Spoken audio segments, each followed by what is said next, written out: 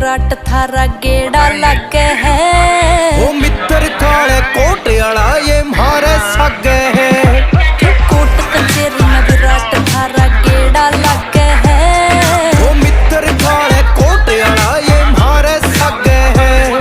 तू चांदनी रात में गोली चला गया लेके तू